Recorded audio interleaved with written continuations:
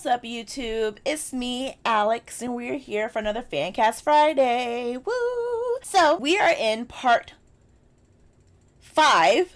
Part 5 of my MCU X-Men fancasting. Part 1, I talked about Scott and Jean, aka Cyclops and Jean Grey, or Marvel Girl. And part 2, I talked about Hank and Bobby, which is Beast and Iceman. And part 3, I talked about Warren and Aurora, aka Angel and Storm. Part 5, I talked about Kurt and Kitty, aka Nightcrawler and Shadowcat or Sprite or Ariel or whatever other names that she has. So in this part, we'll be continuing on with my fancast options for the MCU's X-Men. So today we'll be talking about Anna Marie, aka Rogue, and Remy LeBeau, aka Gambit. So, to give you a refresher, just really quickly, what I want to see from the MCU X-Men is for them to bring the mutants in from another universe. This whole multiverse thing, thanks to what we've been seeing from Loki and what we will see in Doctor Strange and the upcoming Spider-Man, and just all the talks of multiple universes, I really think that it would be a good idea to bring X-Men as we know them from another universe, as opposed to having humans with dormant mutant genes reacting to the radiation from the 3 snap from the Infinity Gauntlet. I just think it was kind of whack if it happens like that. Like, I mean, it's cool, but it's kind of whack to me. Just have them be from another universe. That way, the characters that have had their powers since they were young or who have experienced life with these powers, they have been allowed to actually have their powers for a long period of time. I really would like to see the X-Men from a different universe in the same way that potentially we could have the Fantastic Four and so many other people. Multiverses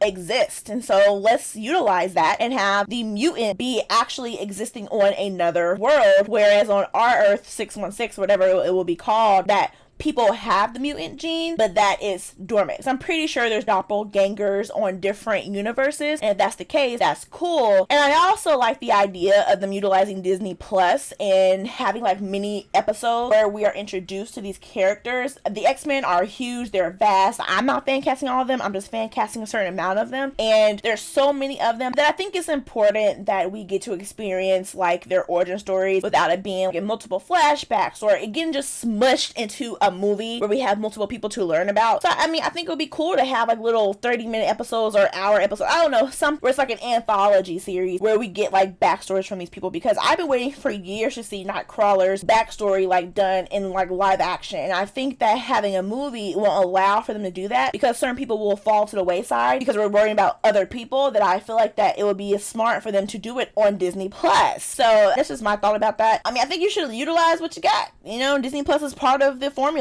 so use it. So for some quick backstory on Rogue. Rogue's parents, Owen and Priscilla, they married early in their relationship and lived in a back-to-nature hippie commune in Caldecott County, Mississippi.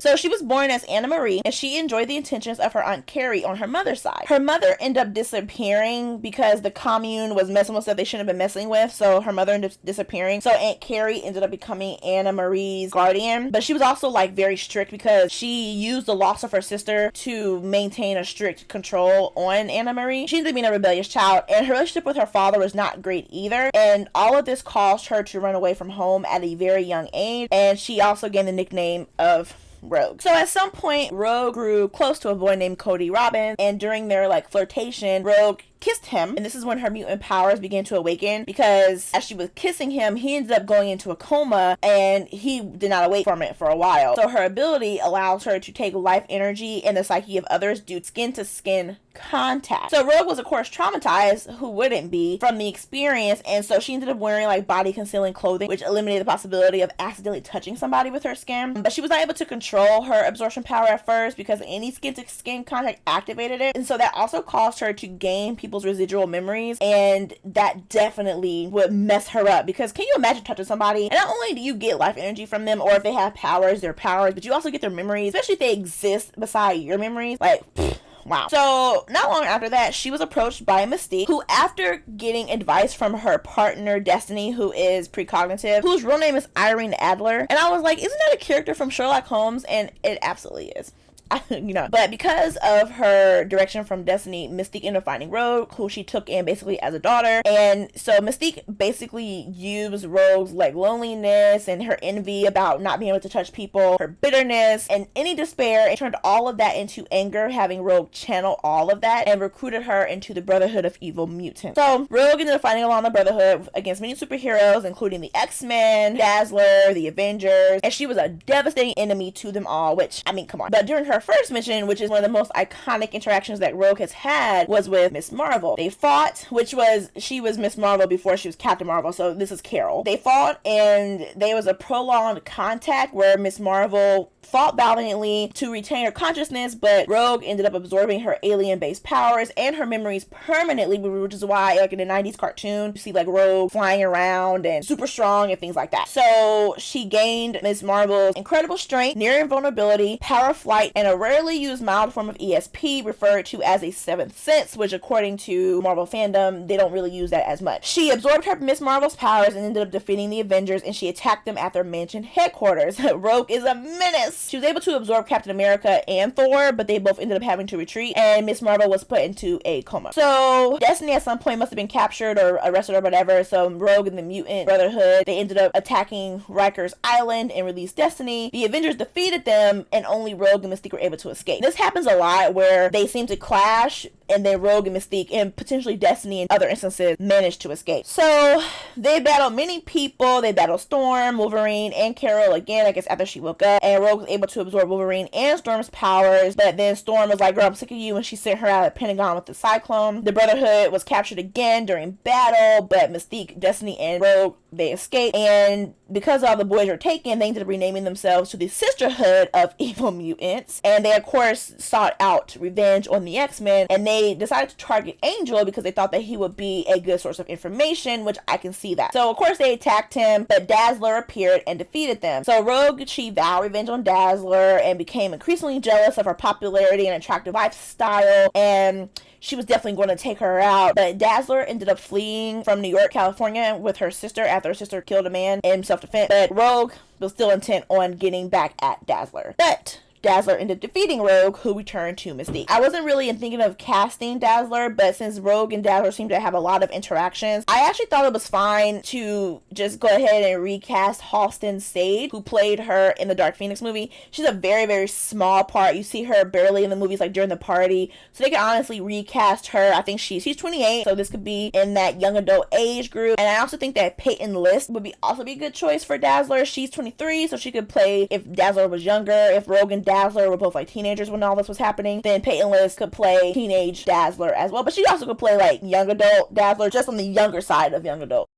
So Rogue was having a hard time with Carol Danvers' memories. They were really kind of starting to make her suffer. Like, I mean, Carol's will is strong, so I'm not surprised that her memories were like maybe attacking Rogue, because Rogue can't control which memories she gets, and she can't control like when they come, and they were probably existing alongside of her own memories, so she's probably having a really hard time distinguishing between the two. I mean, Mystique can't help her, so she ended up going to Professor X to hopefully help her, and I saw something where it said Binary attacked her on site, and I was like, who the heck is Binary? And apparently Carol was also called Binary at some point. I don't know. But Charles ended up convincing all of the other X-Men that remember their mission of compassion and things like that. And so a lot of them are like, I'm going to leave if you let her stay here, because she's been a menace to them for a long time. But they ended up allowing her to stay thanks to encouragement from Professor X. So Rogue was able to join the X-Men. Usually I always stop when I bring up how they get to the X-Men, but I do want to mention really quickly that I saw that Rogue had traveled to Japan to attend the wedding of Wolverine alongside the X-Men, who was pissed that she was there, but because she helped defeat Viper and Silver Samurai, which I think they showed them in the Wolverine movie, which I thought was like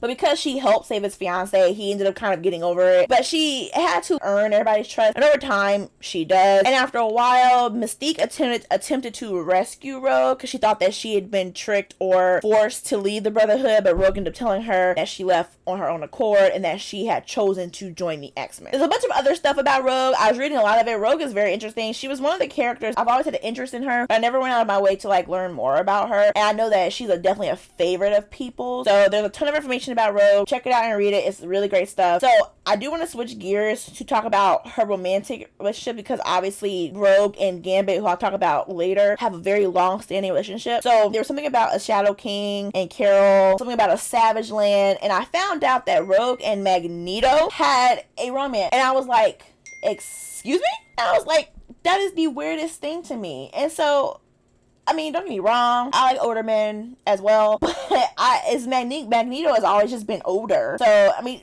again, she's probably not a teenager, so that's fine, but it's just shocking. So the romantic relationship between her and Magneto did not last, because he apparently murdered somebody, which, I mean, that could kill anybody's romantic interest in you. But I guess at this time Rogue had left the X-Men. I don't know, but it says that she rejoined the X-Men and she started to have a flirtatious relationship with Gambit, which of course was challenged by his many secrets as well as their inability to touch. So they began courting each other, but Rogue learned that he was married to somebody named Belladonna Boudreaux, who was part of an assassin's clan, and she was thought to be dead because the X-Men had helped her assassin's clan survive an alien brood attack, but Belladonna was thought dead. But then she appeared alive, but she was just in a coma. So Rogue ended up giving in to her desire, and she touched Belladonna to find out her memories with Gambit as well as experience her intimate moments with him, and this caused Belladonna to forget who she was. And of course, once she remembered, she ended up seeking out revenge on Rogue by kidnapping Cody, the childhood boy that she had kissed, who was in a coma for a long time. And this ended up causing Cody to lose his life, but he did forgive Rogue for what she did to him in the past, so she at least ended up getting some grace from that. But in the end, Rogue and Gambit ended up becoming a lot closer. At some point, Rogue was mad at him because he had inadvertently helped the Marauders set up the Mutant Massacre, which I've heard about. I'll look into that on my own later. And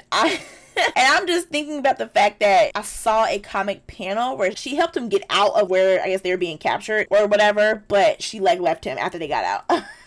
But in the end, Rogue and Gambit are together, I think even fairly recently. I don't know how recently it may have been, but they got married, so they're in game. So super cute. So of course, as I always do, go into talking about X-Men Evolution as well as the X-Men movies and their showings of said character. So X-Men Evolution was my, again, as most things, my introduction to Rogue. So Rogue had a goth feel to her. She was very quiet. She kept to herself a lot, which, I mean, with her abilities, you can see why that is a thing. So in the show, we definitely don't know who her parents are. She's adopted by Raven Darkholme, who is Mystique. She definitely sees her as her foster mother, but then I think at some point Irene Adler was like caring for her. So Irene, being Destiny, she was able to foresee like Rogue's abilities, so they tried to keep her as secluded as possible, but Rogue ended up going to the party and, you know, her powers ended up manifesting. So she ended up distrusting the X-Men in the beginning and joined the Brotherhood of Mutants, but then she learned that Mystique had tricked her because by posing as different members of the X-Men, and so she ended up switching her loyalties to the X-Men because she was sick of Mystique lying to her, which I mean makes sense. And in the beginning, it was very hard for her because like she was obviously the same age as like Kurt and Kitty, and she was annoyed by Kurt's joking behavior, and Kitty was just too like girly for her, so it was really difficult for her to even try to fit in. She ended up becoming really good friends with them, especially Kurt, because he basically is her adopted brother, and they both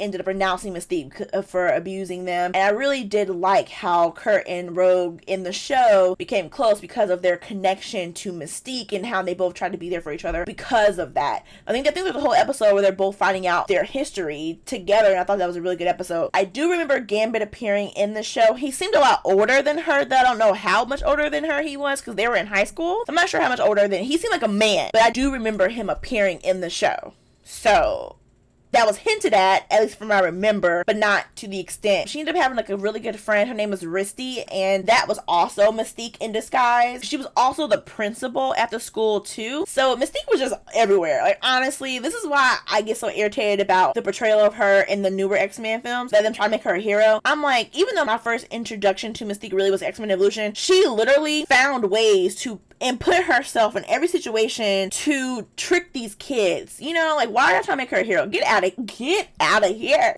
So in the movies, Rogue has been played by one person, and that is Anna Paquin. So we first are introduced to Rogue in the first X-Men movie, and of course that happens. Rogue is making out with a boy in her room. She kisses him, and he ends up falling out, seizures, things like that, and she's freaking out, and she's like, I'm sorry. and things like that. She ends up running away, and I think runs away to Canada, or she's trying to get to Canada, I don't know. And she ends up going into a bar where we ended up meeting Wolverine with a great introduction, and she ends up basically being with him for a good amount of the movie, and then the X-Men end up saving Wolverine and Rogue from Sabretooth, and they take them back to the mansion. And mind you, I haven't seen this movie in a really long time, but my memory again is long for certain things. So she ends up being there, and everybody's freaked out by her because they can't touch her. Oh, she's the weird girl who will make you go into a seizure or whatever. Even a part, which I actually quite liked, a part where Wolverine is having a nightmare and she goes to his room because they got kind of really close. She trusts him, but she ends up going to his room, and she tries to wake him up, and he ends up stabbing her on accident. And that's when he really sees her use her power for the first time to heal herself, but of course it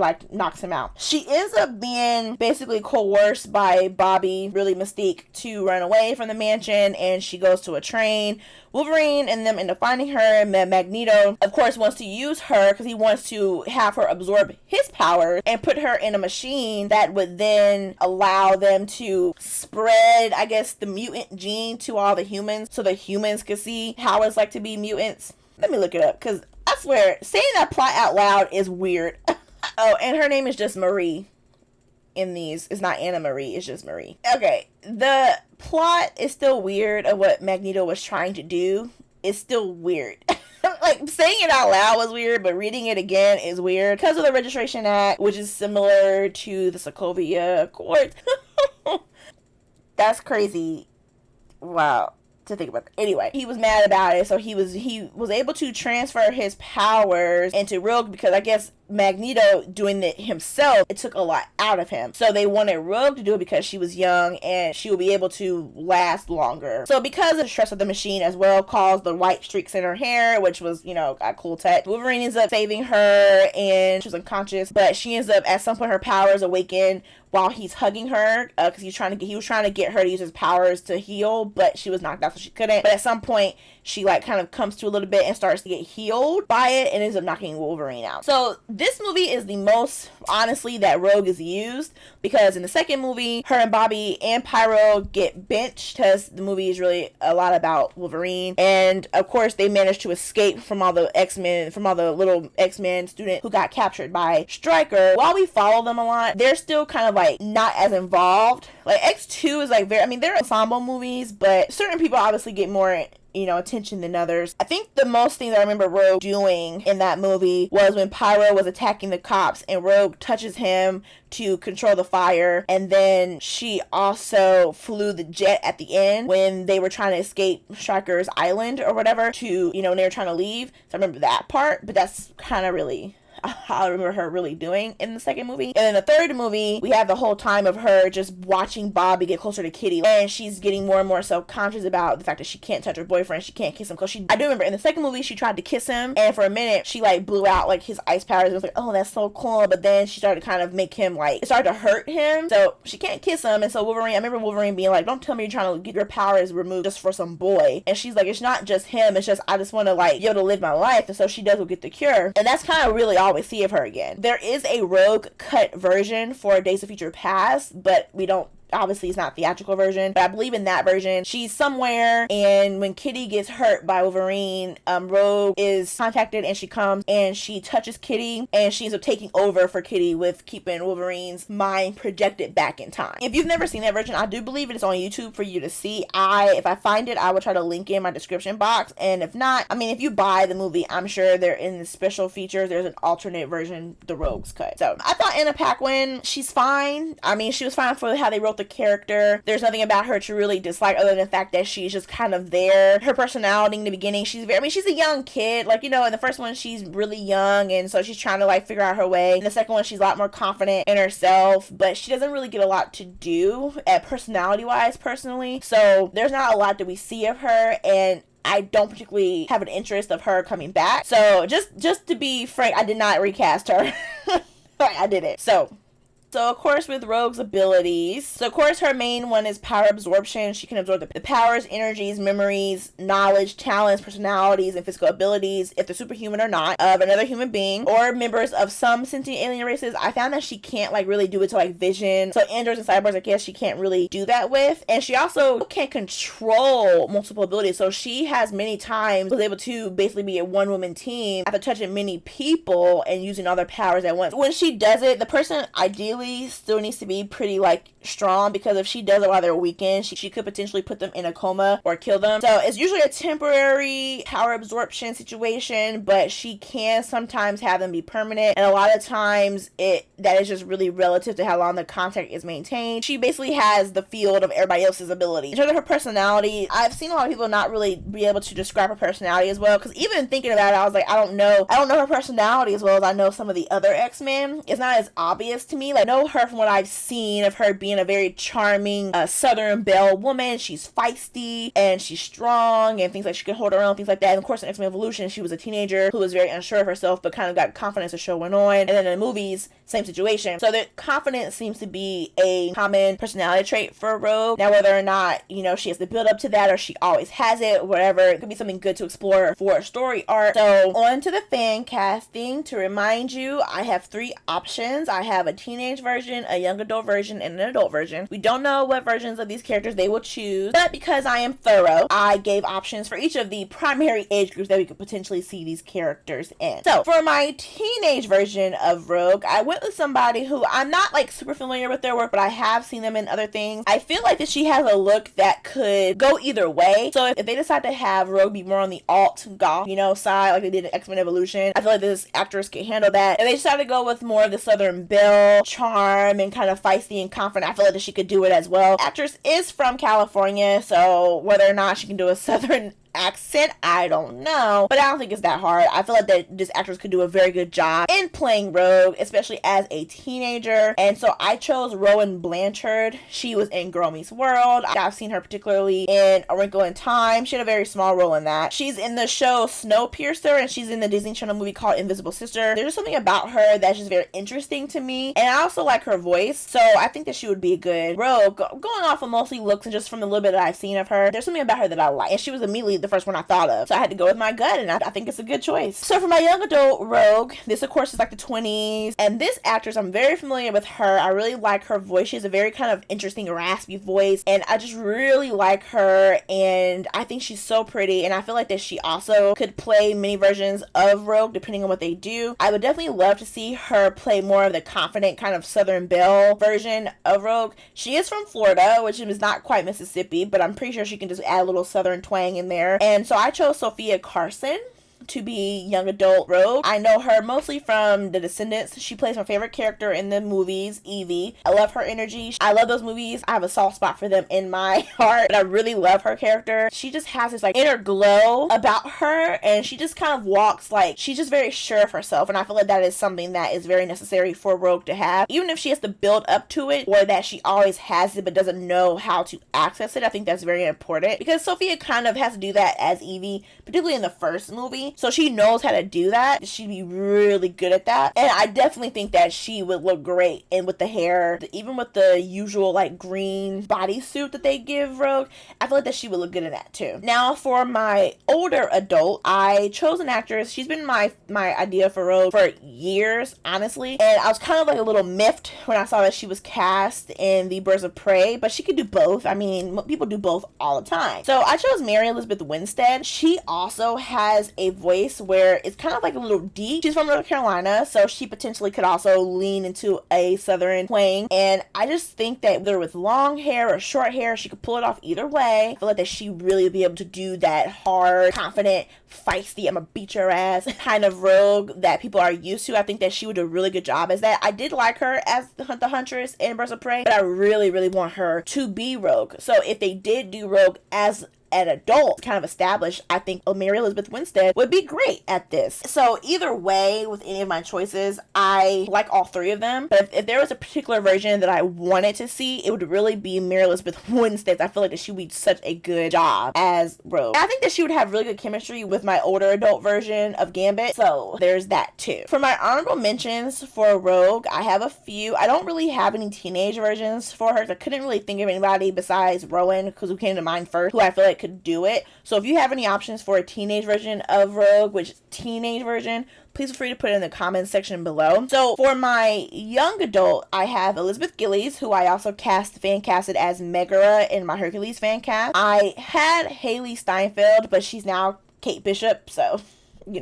I think she would have been great as Rogue. Billie Lourd, who I know from Scream Queens in particular. She's late Carrie Fisher's daughter, and she also has a very interesting voice. I also have Olivia Cooke, who I did fan cast as my young adult version of Kitty Pryde, but I think that she also would do a good job as a young adult Rogue. I also have Catherine Langford as a young adult Rogue, but I think she's playing Morgan Stark. I mean, she was cast, and they did film her, but I don't know if that's still a thing. So if it is, alright. But if not, I think because she also has an interesting voice too. For my older versions of Rogue, I have a couple of options, and so I have Lindsay Fonseca, who I particularly know and was introduced to, was from Kick-Ass 1 and 2. She has a great look to her, and she also can be very feisty. I've seen it. I have Candace Patton, who I know particularly from The Flash. She plays Iris West, and I think that she would do a good job as Rogue as well. She has definitely a feistiness to her that I like, and I know people have issues with her character on The Flash, but we're not going to get into that, but I like Candace Patton. And then I have Alexandra Daddario, who I like, and I think that she would do potentially a good job as Rogue. She's probably a little lower on my list compared to these other ladies, but I think that she would do a good job as Rogue. And then I have Sophia Bush, who I think would also do great as Rogue. Like, she came to my mind, I was like, oh my god, Sophia Bush. So those are my honorable mentions for Rogue. Okay, so now moving on to Remy LeBeau, aka Gambit. So some backstory quickly on Gambit. He was abandoned at birth due to his burning red eyes. He was kidnapped from his hospital ward by members of the New Orleans Thieves Guild, who referred to the child as the Diable Blanc, the White Devil. They believed he was a child that had been prophesied and to unite the warring guilds of New Orleans, which was their guild, the New Orleans Thieves Guild, and the Assassins Guild, but we'll get to that later. So basically, he was placed in the care of a gang of street thieves who raised a child and taught him the ways of thievery. Later, when he was about 10 years old, he ran into Jean-Luc LeBeau after he tried to pickpocket him, similar to Storm with Charles. And Jean-Luc was the patriarch of the Thieves Guild at the time, and so because of their interaction, how impressed he was by Remy, he ended up taking him off the streets and adopted him as his own son, giving him the name LeBeau. So young Gambit was commissioned to recover the diary of Nathaniel Essex from the Weapon X facility in Canada, but he was discovered by guard. He managed to get away with the diary thanks to Logan escaping the facility and causing a major confusion. He ended up reading the diary. He was very much appalled by the experiments that he was reading that was documented in the diary, and so he destroyed the diary and then told LeBeau that the diary could not be found. Jean-Luc ended up taking his word for it. So because they wanted to create a peace pact with the Assassins Guild, a marriage was arranged between Remy and Belladonna Boudreaux, who was the granddaughter of the head of the Assassins Guild. However, Belladonna's brother Julian, he objected to this union and he challenged Remy to a duel, but of course he lost because Remy killed Julian. He was exiled, which I'm like, he challenged him to a duel, so why are you exiling him when he was challenged to a duel? But I guess they were trying to keep the peace and make sure things weren't aggressive between the two, so I guess he had to be exiled, but whatever. So he ended up wandering around, due to his exile, and he ended up using his skills as a master thief because, I mean, why not? And he also used his abilities to charge objects with explosive energy to help him in his endeavors. He likes to use playing cards, and that basically becomes like his trademark weapon. People love the playing card. And at some point, I guess his powers were too much for him to control, so he approached Mr. Sinister, who, of course, if you remember from my first video, really was very manipulative towards Scott when Scott was younger. But Remy went to Mr. Sinister to help him control his abilities, and Mr. Sinister ended up doing some surgery on him and removed part of Remy's brain to help reduce his powers to manageable levels. But because of this, Remy now was in debt to Mr. Sinister, who basically cashed in on that debt. He wanted him to assemble a group of mercenaries called the Marauders, and with the team assembled, he was also told to lead them through a tunnel belonging to the Morlock. He was unaware of like the true nature of what Mr. Sinister wanted to do. So when he found out that they were going to massacre the Morlocks, he tried to stop them. But Sabretooth, who at the time was part of the Marauders, ends up gravely injuring Gambit and left him to die. He did manage to save one little girl though, who ends up joining the X-Men as Mara. So there's that. But eventually he encounters Storm, who is a member of the Outlaw team, and she and Gambit basically worked together to survive because he helped her escape her enemy and the Shadow King, and they ended up becoming partners for a while. So later, when Professor X came back from his space mission, he ended up meeting Gambit because Storm, now with her powers restored, she spoke highly of Gambit and even basically sponsored him to join the group. So that's how Gambit became part of the X-Men, because of Storm. And because of that, he ended up meeting Rogue, and they of course fell in love. It was kind of love at first sight. Oh, how cute. But because of the skin-to-skin contact issue between them, it was kind of really difficult. I talked about that whole issue in Rogue's part a little earlier in the video. She found out about Belladonna. She's a little bit jealous about that, and she ends up putting her in a coma accidentally to see her memories with Gambit. Just a lot of stuff. And then when Rogue found out about his role in the massacre of the Morlock, she was also very mad at him about that. There's just a lot of stuff between them, honestly. So in X-Men Evolution, he was introduced in season 3, and he was working with Magneto, and I do remember him meeting Rogue and taking a specific interest in her. I do remember him being there trying to help Magneto defeat Apocalypse, so that was a really big thing in the show. And I think he even died, but not really. And I believe he comes up again in season 4, but I don't remember. I actually feel like I didn't see season 4 of X-Men Evolution. I think it's on Disney Plus, so one of these days I am going to definitely rewatch X-Men Evolution, because special place in my heart, I tell you. So in the movie, we only have Gambit, similar to Rogue, played by one actor, and that was Taylor Kitsch. Now, of course, people love to clown X-Men Origins Wolverine.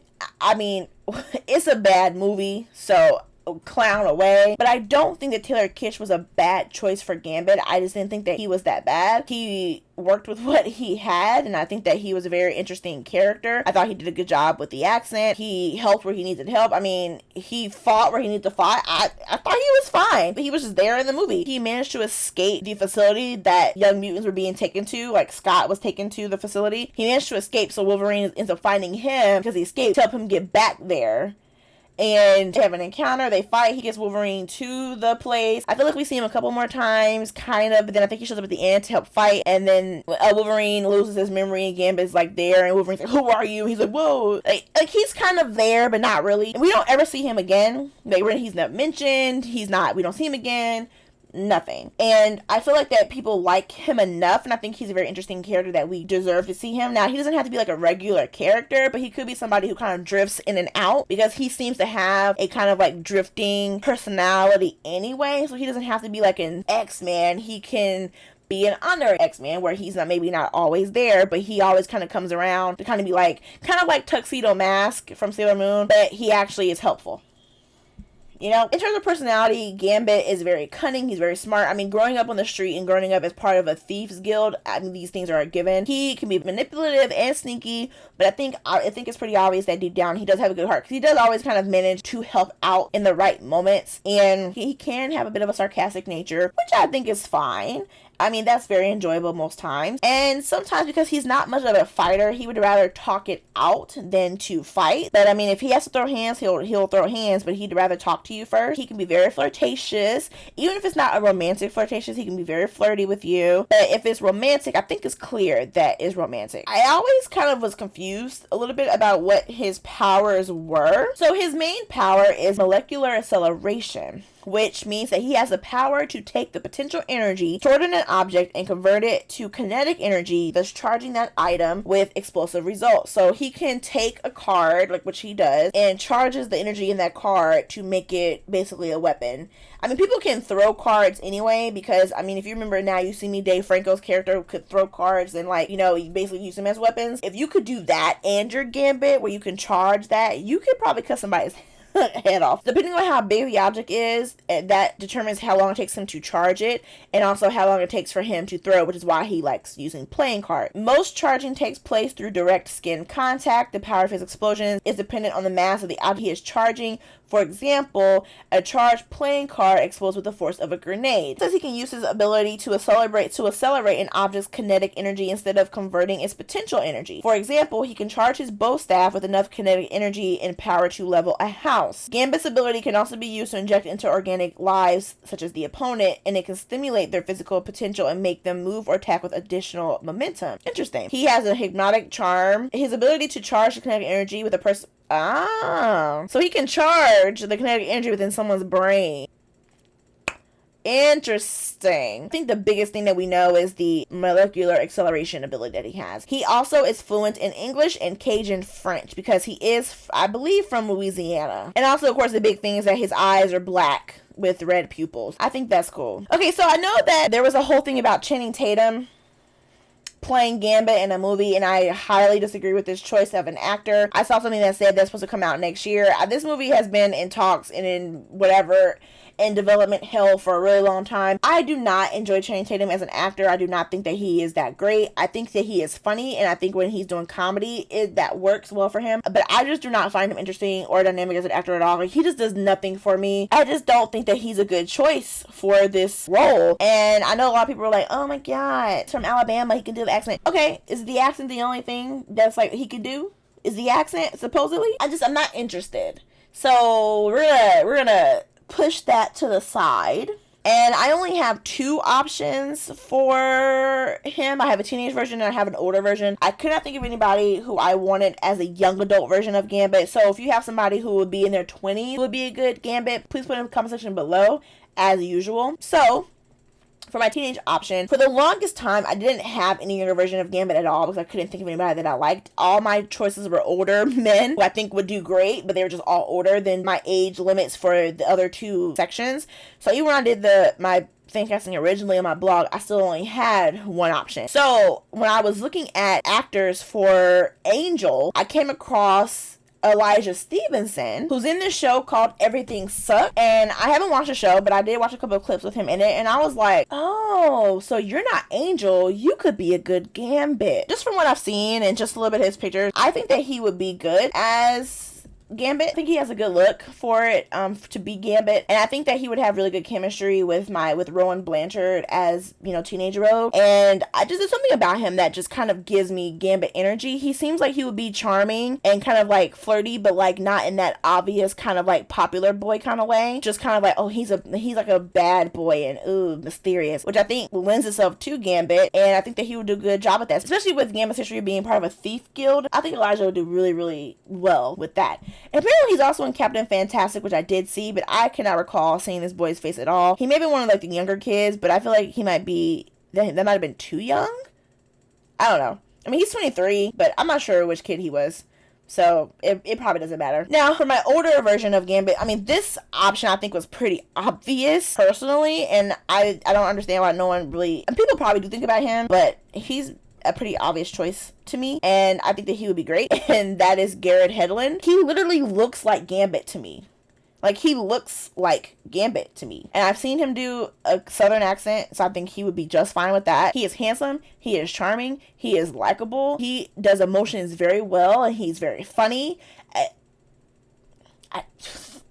I just think it would work. And I think that him and Mary Elizabeth Winstead would have great chemistry together as Rogue and Gambit. He would be great. He has been my choice for Gambit for a really, really, really, really, really long time, honestly. Known him. He was Jack Mercer in Four Brothers. He was Hook and Pan. I mean, not a great movie, but I did enjoy him in it. He was in Tron Legacy. He was in, I forgot he's with Emma Roberts right now. He was in On the Road, Friday Night Lights. He was in Troy, Georgia Rule. Did I see that? Did see Georgia Rule. He's been around for a long time. The first thing I saw him in was Friday Night Lights. Oh, he was in Aragon. He was Murtaugh. Have you ever got that? Oh my gosh. That movie is trash. It's been years since I've seen it, and I still have PTSD from that movie. He was Murtaugh, who was my favorite character in the book. Well, the first two, I didn't read the rest. He's already kind of played a Gambit in Murtaugh. He'd be great.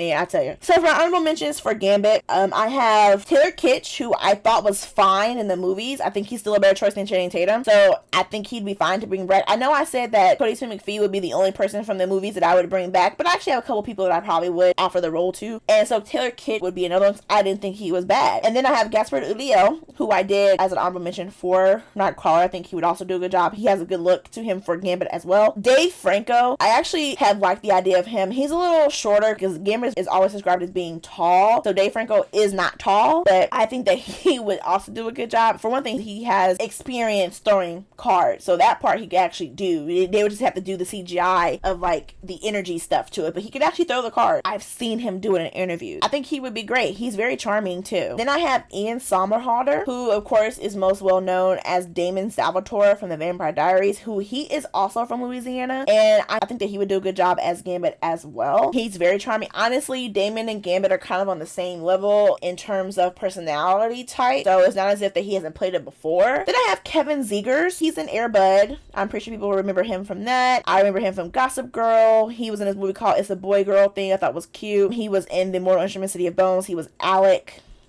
He's been around for a long time too, and I think that he would do a good job. Whether or not he can do a southern accent, I don't know, but I'm pretty sure he can. I'm pretty sure it's fine. And then I have Daveed Diggs, who I think I thought about him and I was like, oh my god, he actually be pretty good too. So I really like Daveed Diggs playing Gambit. I think he'd do really good. He's very charming as well, a very likable person, can play gray area characters and be very funny because he's done it in Hamilton, and I'm pretty sure he's done it in some of these other things that he's in that I have not seen everything of, but I think that he'd be great. He just has a natural charisma to him as well. And so lastly, then I have Jared Leto, who I think also would do a really good job. I know a lot of people have their issues with him, particularly as the Joker, and I think honestly that he's a fine Joker, but I think that he would be a good Gambit as well. He's also from Louisiana, so there's that as well. I think Jared Leto is very, very, very versatile, so I think that he could do the part. Those are my honorable mentions. So I think it's very important that if we have Rogue in the X-Men movies, we definitely need to bring Gambit into it, because I mean they have a long relationship, and I think it'd be cool to finally see them to be on screen together. In the movies, we obviously had Rogue and Bobby as a relationship, and I think that was fine as for what it was. But I think if we're gonna have Rogue be in the show, if we're gonna give her a relationship, then go ahead and give her man that she's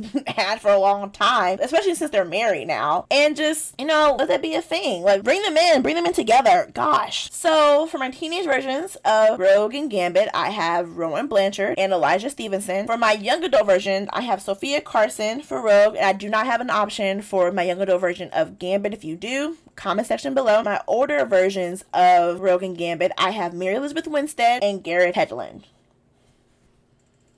What do you guys think of my fan cast for these two characters? Rogue particularly has been such a staple in the X-Men, and I feel like you can't have Rogue and not have Gambit. I mean, you can, but I feel like it's important to have Gambit around as well, for the fact that we haven't seen him, and he would be one of the X-Men characters that we just haven't seen that much of, who would be really cool to see. And I think his powers are so cool that it'd be cool to see on screen anyway. So what do you guys think of my choices? Let me know in the comment section below. And who would you cast as Rogue and Gambit? Share. Let me know your thoughts. And let me know your thoughts on what we've seen of them in the movies and things like that. I would very much love to hear your thoughts and critiques on that. So I know people have a lot to say about Rogue's portrayal in the movie, so please let me know what you think. As always, guys, check out my other videos. Check out parts 1 through 4 of my other MCU fan cast for X-Men, as well as my other fan casts in general. And do not forget to like, comment, subscribe. Please click that bell to get notifications for when I post more videos. And as always, you guys, it's been a pleasure. I will catch you in the next video. Bye.